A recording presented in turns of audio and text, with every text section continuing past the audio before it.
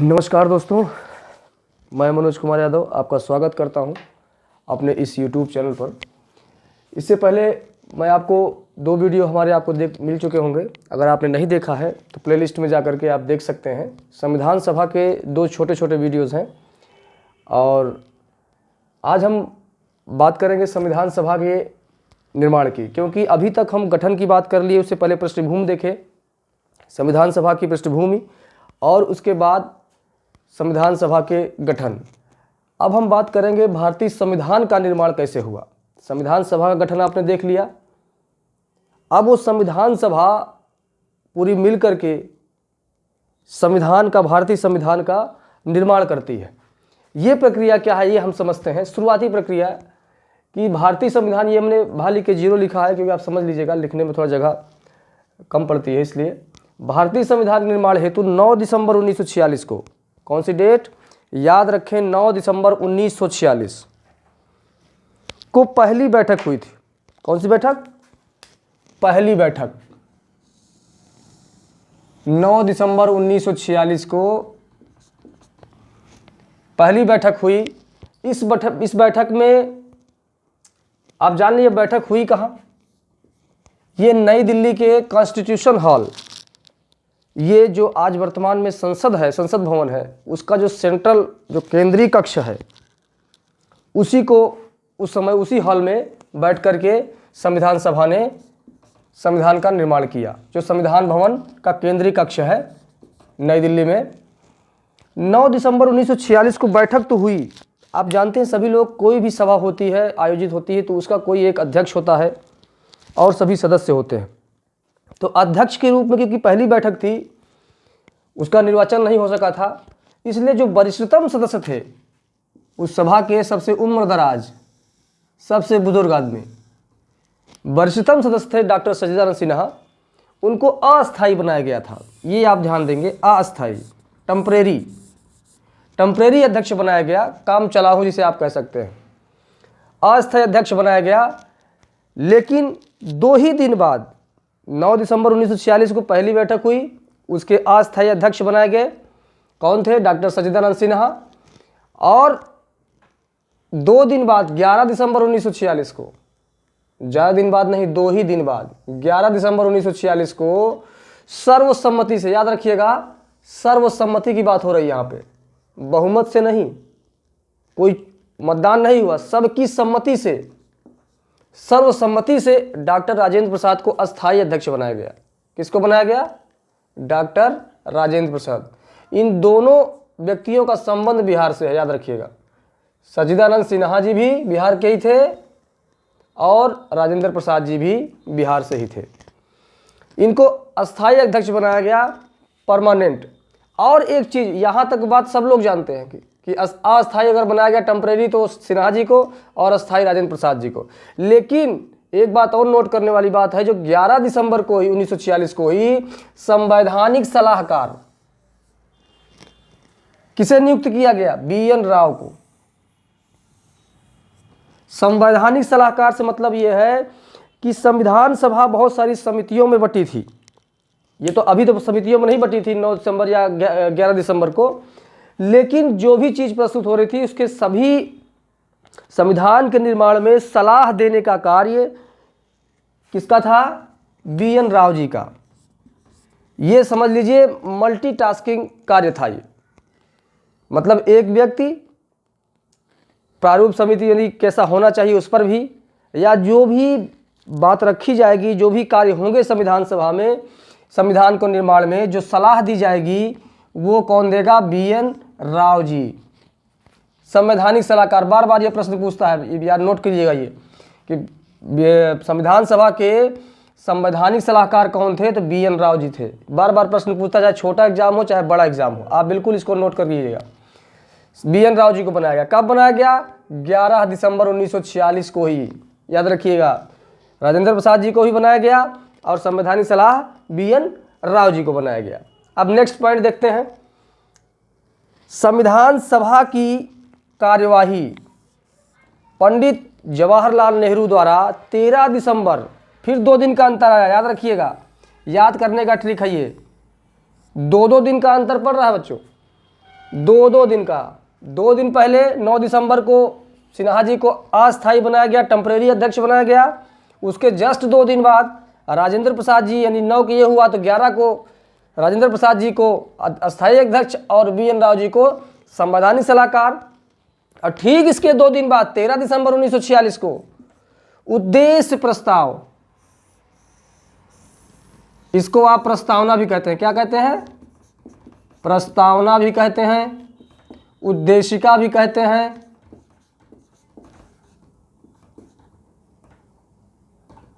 उद्देशिका भी कहते हैं, उद्देश्य प्रस्ताव भी कहते हैं। ठीक है। 13 दिसंबर 1946 को प्रस्तुत किया गया, याद रखिएगा, पारित नहीं किया गया, प्रस्तुत किया गया। किसने प्रस्तुत किया? पंडित जवाहरलाल नेहरू जी ने। कब प्रस्तुत किया? 13 दिसंबर 1946 को। सपोज दैट, मान लीजिए आपको एक प्रश्न दे दे कि निम्नलिखित घटनाओं को सही क्रम में सजाएं। सही क्रम में पहला ऑप्शन मान लीजिए दे दिया आपको, उद्देश्य प्रस्ताव प्रस्तुत करना, प्रस्तुत हुआ, प्रस्तुतिकरण, या राजेंद्र प्रसाद जी की नियुक्ति, या राजेंद्र प्रसाद जी के नियुक्ति अध्यक्ष के रूप में। तीसरा पॉइंट दे दिया सच्चिदानंद सिन्हा को अस्थायी अध्यक्ष बनाना। 3-4 पॉइंट दे दिएगा और उसको सही क्रम से जाएं। तो आपको पता होनी चाहिए सबसे पहले अस्थायी। कोई काम आप करेंगे, कोई भी काम पहले टेम्परेरी से ही शुरू होगा, किसी तरह से शुरुआत हो जाए, किसी तरह से शुरुआत हो जाए, फिर उसके बाद धीरे धीरे आप उसको परमानेंट बनाएंगे। ठीक है। तो टेम्परेरी पहले शुरू होगा, उसके बाद आएगा परमानेंट, यानी टेम्परेरी हो गए सच्चिदानंद सिन्हा, अस्थायी, और अस्थायी हो गए आपके राजेंद्र प्रसाद जी। जब अध्यक्ष हमारा चुना गया, अब हमारे पास संविधान सभा थी पहले, फिर उसका एक लीडर आ गया राजेंद्र प्रसाद जी के रूप में, परमानेंट। अब कार्यवाही शुरू होगी। जैसे ही कार्यवाही शुरू होगी, पंडित जी प्रस्तुत कर दिए आपके उद्देश्य प्रस्ताव। उद्देश्य प्रस्ताव क्या है? आप एक लाइन में समझ लीजिए कि उद्देश्य का मतलब हम जिस कार्य को करने जा रहे हैं, कहने का मतलब भारतीय संविधान का निर्माण करने जा रहे हैं। हमारे देश का संविधान है वो, जो ऐसी देश का संविधान है जहां पर विविधताओं में भी जगह जगह पर बोली, भाषा, पहनावा, भोजन, हर एक चीज चेंज है। कहने का मतलब इतना ज़्यादा विविधता है, ऐसे देश के संविधान का निर्माण करना कोई आसान कार्य नहीं था। इसीलिए उद्देश्य प्रस्ताव प्रस्तुत किया गया कि हमारे देश का संविधान का उद्देश्य क्या होगा, हम क्या बनाना चाह रहे हैं, अपने देश की जनता को क्या देने जा रहे हैं, कैसा संविधान देने जा रहे हैं। एक तरह से हमारे जो फ्यूचर में हमारे देश के कानून होगा, किस तरह से हमारा देश संचालित होगा, इसका एक खाका तैयार करने के लिए उद्देश्य प्रस्ताव प्रस्तुत किया गया, जिसकी पहली लाइन है, हम भारत के लोग। कहीं यह नहीं लिखा है कि हम तमिलनाडु के लोग, या हम जम्मू कश्मीर के, या उत्तर प्रदेश के, या फला भाषा के बोलने वाले लोग, ऐसा बिल्कुल नहीं। सारी विविधताओं को एक करते हुए पहली ही लाइन आपको सजेस्ट कर देगी कि यह संविधान संपूर्ण देश के लिए है। तो ये बात उद्देश्य प्रस्ताव में थी और प्रस्तुत किया गया। पहली कार्यवाही में पूछ लिया जाए प्रश्न कि संविधान की कार्यवाही निम्नलिखित में से किनसे शुरू होती है? एक ऑप्शन आपका प्रस्ताव भी रहेगा, आपका नागरिकता ऑप्शन दे देगा, ठीक है, या अनुच्छेद 1 दे देगा, भाग 1 दे देगा। कहां से शुरू होती है? आपके उद्देश्य प्रस्ताव से शुरू होती है। अब हम आपको समझाते हैं उद्देश्य प्रस्ताव क्या होता है। आप अपनी किताब कोई पढ़ते हैं, आप उसको उठाएं, पहला पेज पलटिए। जैसे मैं आपको दिखाता हूं, जैसे ये हमारी किताब है, आप देखें और प्रस्तावना समझ जाएंगे। ये किताब पहला पन्ना, ये परिचय हो गया थोड़ा सा पुस्तक की, ये विषय सूची हो गई। ये तो एक कॉम्पिटिटिव की बुक है इसलिए आपको ऐसा दिख रहा है, नहीं, यहाँ पहले ही पेज पर एक प्रस्तावना लिखी होती है। पुस्तक के बारे में सारी चीज़ लेखक लिख देता है पहले ही पेज पर लिख देता है कि इसमें क्या क्या चीज़ इस पुस्तक से संबंधित है। और सबसे आखिरी में अनुलग्नक होते हैं, अनुसूची होती है, सबसे आखिरी में आपको अनुलग्नक मिलेंगे। यानी अनुसूची आपके संविधान के आखिरी पेज पर होंगे, आखिरी पन्ने पर, और शुरुआती पे आपका उद्देश्य प्रस्ताव यानी प्रस्तावना होगी। प्राक्कलन या प्राकथन लिखा होता है किताबों में, उसको आप देख सकते हैं। ठीक है, तो पहली कार्यवाही संविधान सभा की कहाँ शुरू होती है? आपके उद्देश्य प्रस्ताव से। किसने प्रस्तुत किया? पंडित जवाहरलाल नेहरू ने। कब किया? 13 दिसंबर 1946 को। याद रहेगा? बिल्कुल याद रहेगा। अच्छा, ये प्रस्तुत किया गया, लेकिन इसको संविधान सभा ने पारित कब किया? एक बात और आप जान लीजिए, कोई भी पॉइंट या कोई भी कानून, कोई भी विधेयक जब संविधान सभा में प्रस्तुत किया जाता था तो ऐसा नहीं था कि बहुमत से पारित होता था। अगर किसी ने विरोध कर दिया, ये आप जान लीजिए, वो पारित नहीं होगा। मान लीजिए कोई विधेयक प्रस्तुत हुआ, उद्देश्य प्रस्ताव ही मान लीजिए, कोई पॉइंट उसमें नहीं किसी को पसंद आया और उसने कारण प्रस्तुत किया कि किस कारण से ये पॉइंट गलत है, इसको हटना चाहिए या संशोधन करना चाहिए, तो संशोधित होगा, या ज़्यादा पार्ट खराब होगा तो उसको हटा दिया जाएगा। यानी संविधान हमारा निर्माण हुआ है सर्वसम्मति के निर्णय से। किसके निर्णय से? सर्वसम्मति से। जब तक किसी कानून पर, किसी विधेयक पर जो प्रस्तुत हुआ संविधान सभा में, एक बात जान लीजिए, संविधान सभा संसद के रूप में कार्य कर रही थी एक तरह से। जैसे आज में संसद कोई विधेयक प्रस्तुत होता है तो सर्वसम्मति से ना होकर 2/3 बहुमत या साधारण बहुमत से पारित होता है विधेयक, लेकिन संविधान सभा के निर्माण, यानी संविधान सभा ने संविधान के निर्माण में कोई 2/3 बहुमत नहीं, कोई साधारण बहुमत नहीं, केवल सर्वसम्मति से। ये शब्द आप याद रखिएगा, सर्वसम्मति से। सर्वसम्मति से पास हुआ है। यानी अगर 100 लोग हैं, 200 लोग हैं, 300 लोग हैं, 400 तो थे नहीं, जितने भी लोग उपस्थित हुए, कहने का मतलब है अगर वो सब राजी हैं उस विधेयक पर, तभी वो पास होता था संविधान सभा में। ये खास बात थी, याद रखिएगा, संविधान सभा की विशेषताओं में से एक है वो। तो उसे उद्देश्य प्रस्ताव तो प्रस्तुत कर दिया गया, कब? 13 दिसंबर 1946। लेकिन इसको पास कब किया गया, ये भी आप देख लीजिए। स्वीकृति मिली कब? 22 जनवरी 1947। कितने दिन का अंतर हुआ? 13, 17, 18 दिन इधर पड़ा और 22 दिन इधर पड़ा। यानी इतने दिन इस पर बहस हुई, इसकी अच्छाइयों पर, इसकी बुराइयों पर, सब पे चर्चा हुई उद्देश्य प्रस्ताव पर, और तब जा करके फाइनली 22 जनवरी 1947 को 47 में आ गया, 46 आपका बीत गया, स्वीकृति इसको मिल गई। ठीक है। अच्छा, ये तो हो गई आपकी शुरुआती कार्रवाई की संविधान सभा की। अब हम बात करते हैं कुछ पॉइंट की जो बहुत ही महत्वपूर्ण है।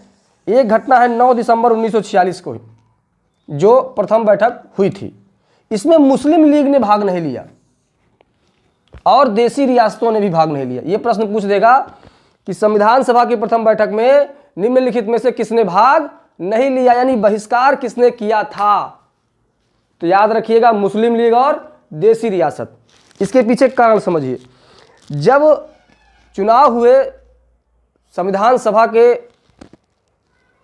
सदस्यों के लिए, जो प्रांतीय विधानसभा के सदस्य थे वही चुने थे, उसमें चुन करके आए थे। प्रति 10 लाख लोगों पर एक सदस्य बने थे। कितनी जनसंख्या पर थी? 10 लाख लोगों पर एक सदस्य बन के आए थे।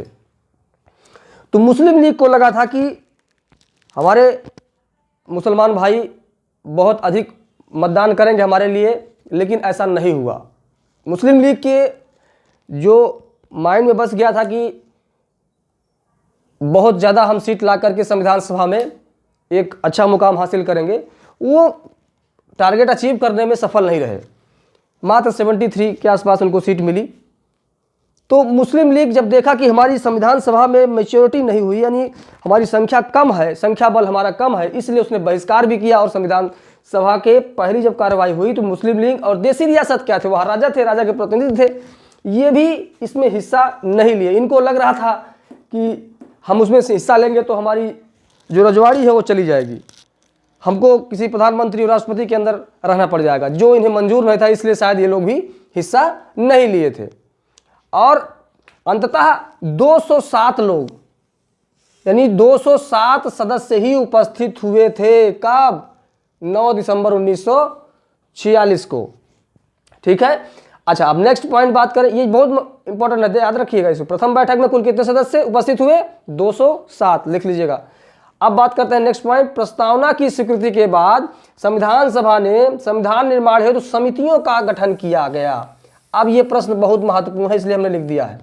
जो परीक्षा के दृष्टिकोण से होगा वही पॉइंट हम रखेंगे, क्योंकि बहुत सारी चीजें हैं, कितनी चीज हम आपको यहां लिखेंगे जो आपके काम में ही ना आए, इससे फायदा क्या है? तो संविधान, अब प्रश्न बनता है कि समितियों का निर्माण कब हुआ? 9 दिसंबर 1946, 13 दिसंबर 1946, या कोई डेट या कोई निश्चित समय? तो आप जान लीजिए, प्रस्तावना की स्वीकृति के बाद। कब प्रस्तावना की स्वीकृति हुई बच्चों? 22 जनवरी 1947, याद रखिएगा। 22 जनवरी 1947 को जब स्वीकृति मिल गई प्रस्तावना को कि ये हमारे संविधान के प्रथम पृष्ठ पे, यानी प्रस्तावना हमारी यही होनी चाहिए, तब उसके बाद समितियों का गठन किया गया। क्या किया गया? समितियों का गठन किया गया। ये समितियां क्या होती हैं? जैसे प्रारूप समिति आप सुने होंगे। संविधान ऐसे देश का निर्माण हो रहा था जो जहां पग पग पर बदलाव था, विविधताएं थी, भाषा, बोलचाल, हर चीज की। तो ऐसे देश के संविधान के निर्माण के लिए समितियों का निर्माण किया गया, गठन किया गया। ये समितियां दो वर्गों में रखा गया, एक प्रक्रिया संबंधित थी और एक विषय संबंधित थी। अब प्रक्रिया संबंधित कौन कौन सी थी, विषय संबंधित कौन कौन सी थी, स्पेस ना होने के कारण, नहीं तो मैं और भी। अब इससे आगे की क्लास अभी हम इसको मिटाएंगे, उसके बाद आप नेक्स्ट कंटेंट आप देखेंगे।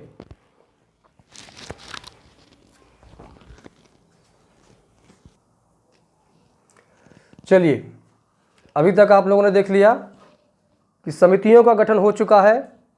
कब गठन किया गया ये आप लोग नोट भी कर चुके होंगे। अगर चाहें तो आप इसका स्क्रीनशॉट ले सकते हैं पहले, ताकि आपको बीच बीच में रोकना ना पड़े वीडियो। आप स्क्रीनशॉट ले लें, उसके बाद आप समझें।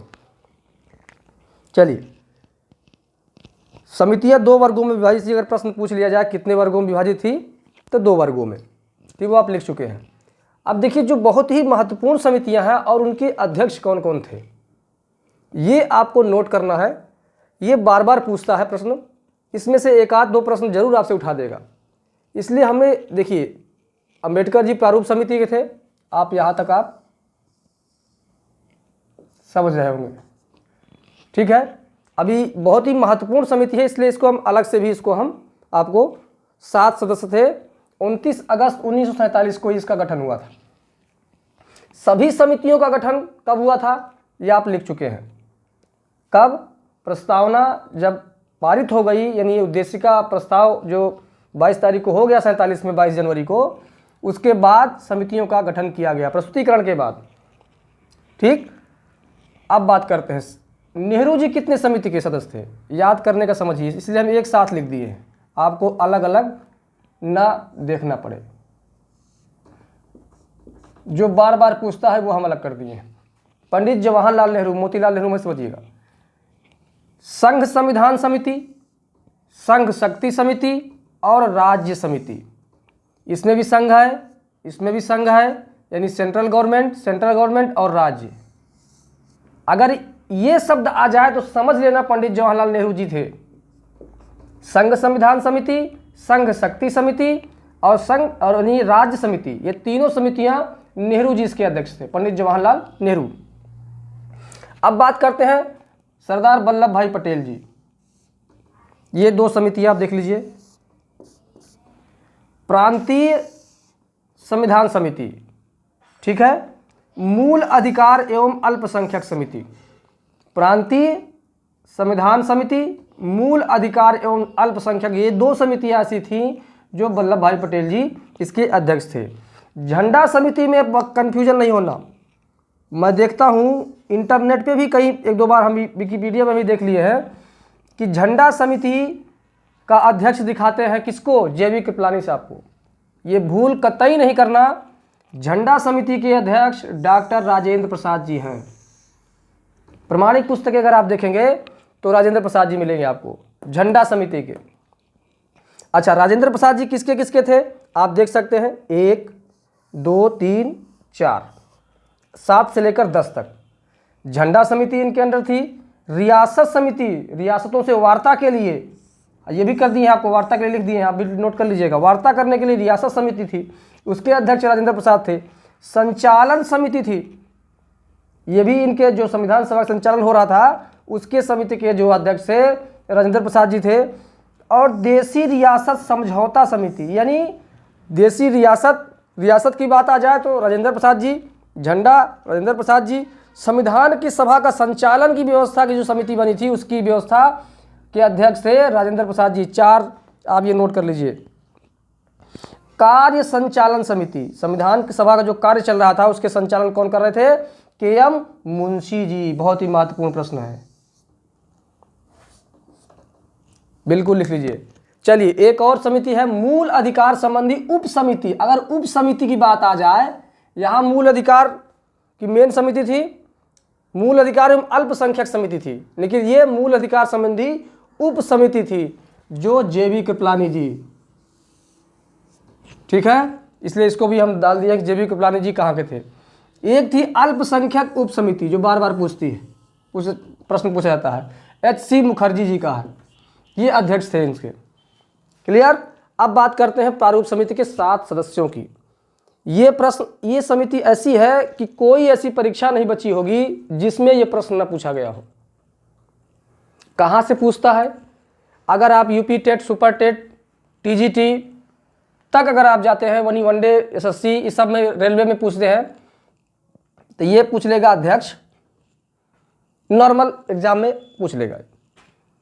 थोड़ा और ऊपर जाते हैं लोक सेवा आयोग में, तो आप यहां चले आए,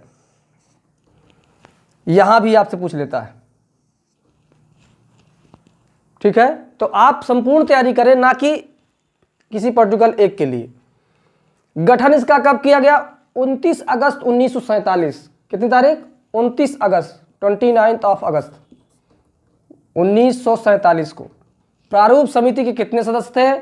7 सदस्य थे। कौन कौन थे? अंबेडकर जी इसके अध्यक्ष थे।